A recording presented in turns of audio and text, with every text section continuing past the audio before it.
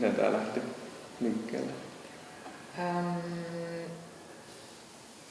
No eikö se ollut vaan niin, että me mietittiin, että jotain olisi kiva tehdä yhdessä. Ja sitten me ruvettiin miettimään jotain pieniä kalusteita.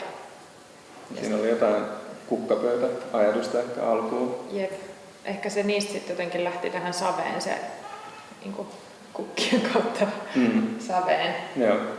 Ja sitten meillä oli ehkä jotain semmoisia inspiroivia esimerkkejä savisista pienistä kalusteita, joita on kyllä itse asiassa tosi vähän olemassa, mutta jotain inspiraatiota sieltä. Joo, ja sitten siitä se lähti pikkuhiljaa. Tuli tämä ekstruusiotekniikka. Ja sitten, että miten sitä voisi hyödyntää kalusteissa. Ja sitten tuli tämä kotimainen punasavi. Et kun sille ei ole hirveästi käyttöä ollut niin kuin viimeisenä vuosikymmeninä Suomessa. Että miten sitä voitaisiin käyttää.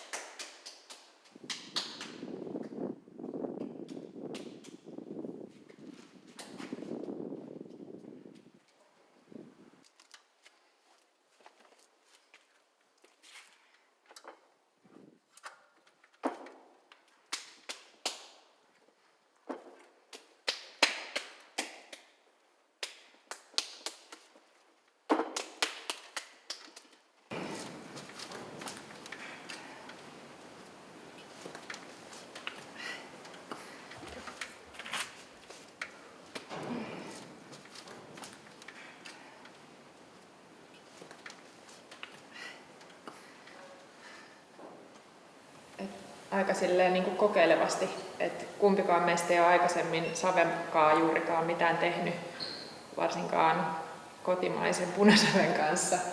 Ja sitten kuitenkin me ollaan kalustemuotoilijoita, niin jotenkin, että miten nämä, tai että voisiko niitä linkittää, kannattaako niitä edes linkittää. Niin. Sitä tässä on kokeiltu. Ja se on ollut ihan kiinnostavaa tavallaan tulla ihan täysin ulkopuolisena tähän materiaaliin ja katsoa, että mihin se niinku taipuu ja soveltuu. Ja sitten niinku kokeilun ja erehdyksen kautta. Monen erehdyksen kautta.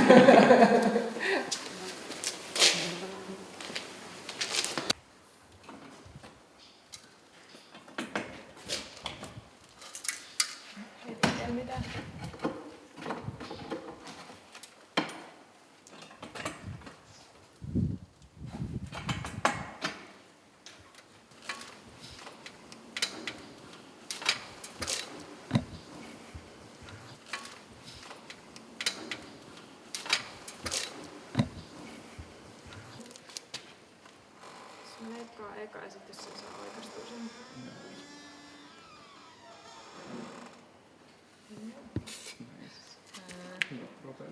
Mutta ei kauhean suorasti leikattu.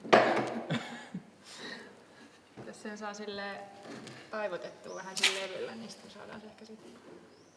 Yes.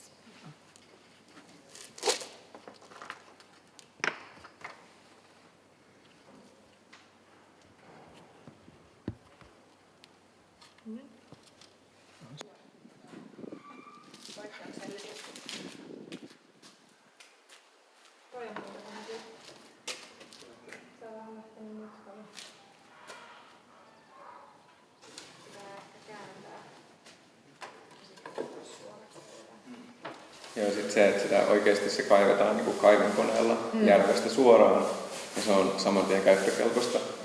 Että sitten toki sitä pitää niin kuin kuivattaa. Ja se on vähän vaikeampaa kuin tommonen niin kuin tehdassavi, mitä voi ostaa myös mutta jotenkin se suoraviivaisuus siinä prosessissa, että se nostetaan vaan järvestä, kuivatetaan ja sitten ekstruudataan.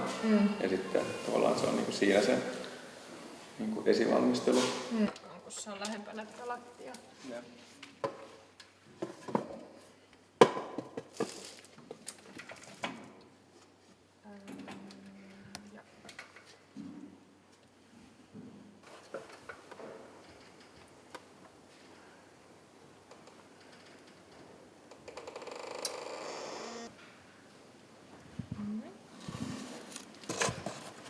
Wow.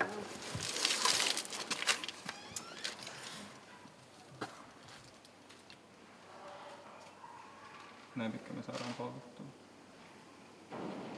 Sitten tulee joku 4-5. Okei. Mutta ehkä me ei tarvitse niin pitkään. Joku tommonen. Joo, kokeillaan. Siis voi olla, että tää lytkähtää, mutta koitetaan. Yes.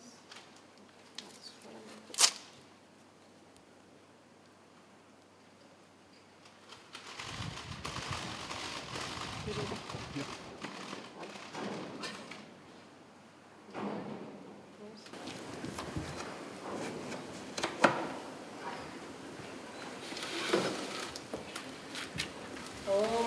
Se on hieno. Tämä muoto toimii kyllä. Se on myös ilmeisesti aika tukeva. Näyttää sen. Ja tää on ollut kyllä siis tää residenssi on ollut silleen loistava paikka kokeilla aika rohkeasti juttuja ja epäonnistuu monessa jutussa. Ja jotenkin se, että on ollut mahdollisuus sit palata sen saman työn äärelle niin kuin joka aamu uudestaan. Että on ollut mahdollisuus oikeasti syventyä siihen ja sitten tietysti tosi paljon oppinut kollegoilta täällä, joilla on paljon enemmän kokemusta saven kanssa. Ja, että ollut oikeasti niin kuin kädet savessa viimeisen kuukauden, niin se on ollut aika siistiä.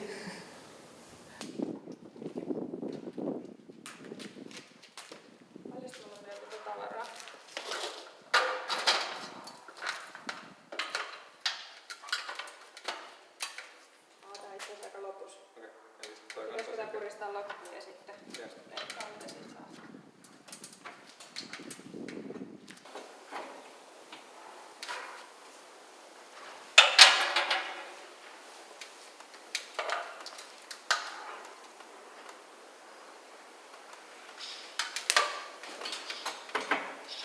Nyt tuli vastaan.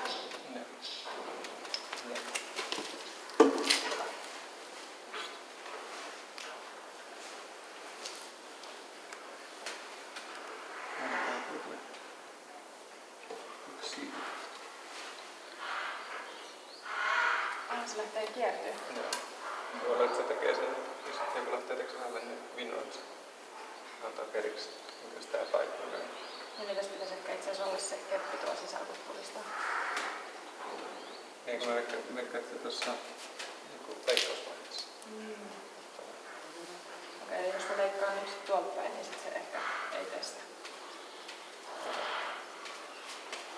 Otetaanko me tästä 2 pitkää? Tuossa.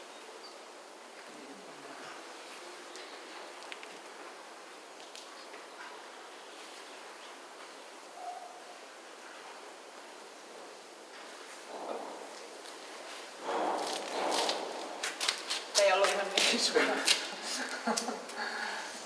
Katsotaan mitä tästä tulee.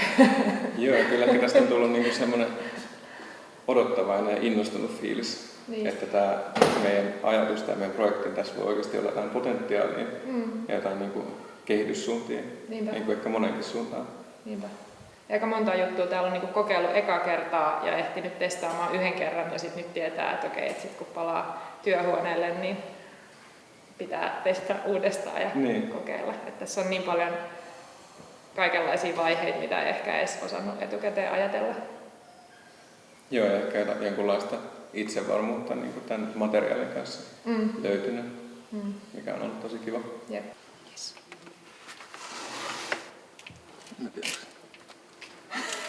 Oli se vähän, nyt se vähän lytistyi tuosta.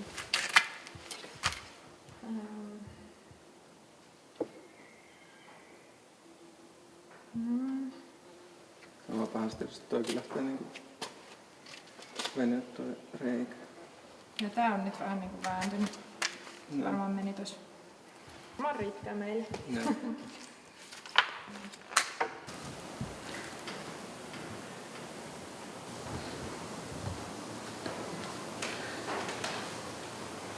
Nyt vasta täällä on tavallaan tajunnut, että mitä kaikki juttuja tästä savesta voiskaan tehdä. Että se, että me päädyttiin tekemään kalusteita, varmaan johtuu meidän molempien taustasta kalusten muotoilijoina, mutta sit nyt vasta jotenkin ymmärtänyt, että niin, että hetkonen, että tähän näitä tekniikoita, mitä pystyy käyttämään, on ihan tosi paljon.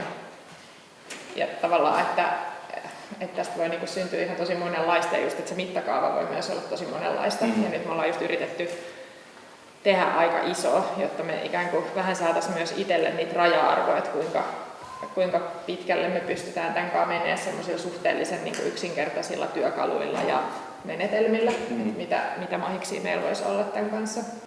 Ja tässä ehkä tästä työstötavassaan se hauska kanssa, että me ei tavallaan olla niin suoraan sen, me ei muovata sitä savea niin perinteisessä mielessä, niin kuin jos olisi reijalla työskentelisi, vaan me tavallaan muokataan niitä työkaluja ja sen kautta sitten niin kuin välillisesti muokataan sitä savea.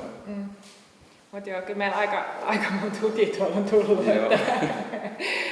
Ja se on niinku osa tätä myös. Ja sitten ehkä se on niinku tosi, tavallaan tämä materiaali ja kaikki nämä valmistusmenetelmät vaatii myös sitä, että itse vähän niksauttaa niinku ajatusmaailmaa erilaisia asentoja. Tämä käyttäytyy tosi eri tavalla kuin ehkä perinteisesti kalusteissa käytetyt materiaalit. Esimerkiksi puu ja metalli, että tässä pitää niinku huomioida tosi jotenkin erilainen työskentelytahti ja järjestys. Ja se on siis tosi hauskaa, mutta välillä myös vähän turhauttavaa.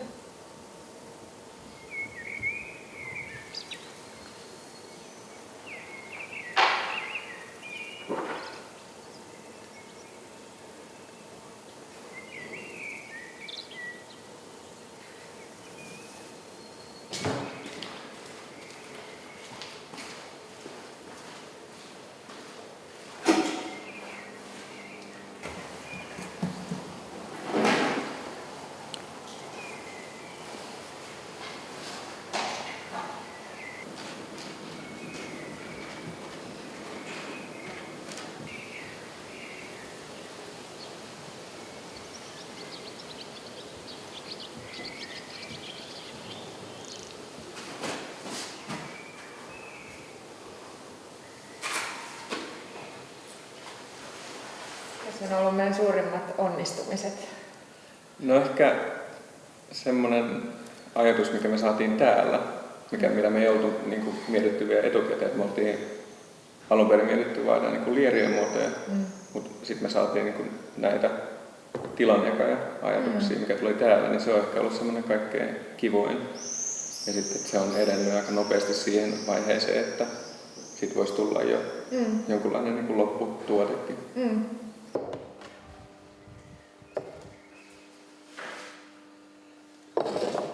Koitetaan vähän tätä hahmotella tässä.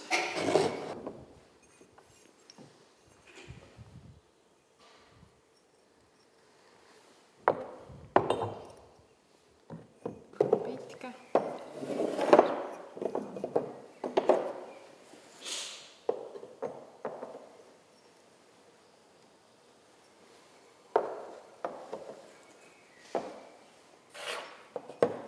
Et puuttuu yksi pala. Ja ehkä just meitä on kiinnostanut tässä se iso mittakaava, tavallaan se semmoinen, että se materiaalin tuntu tulee esiin, koska tässä punasavessa on aika vahva semmoinen lämpö ja sitten semmoinen vahva tekstuuri myös.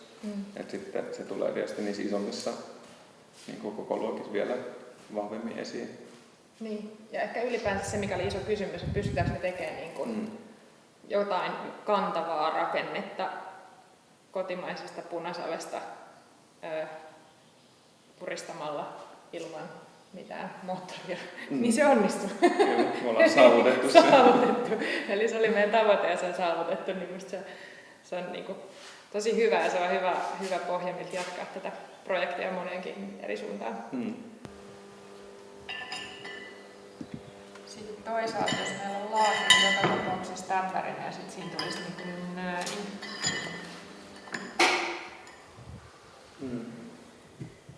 Tämä on se liikaa.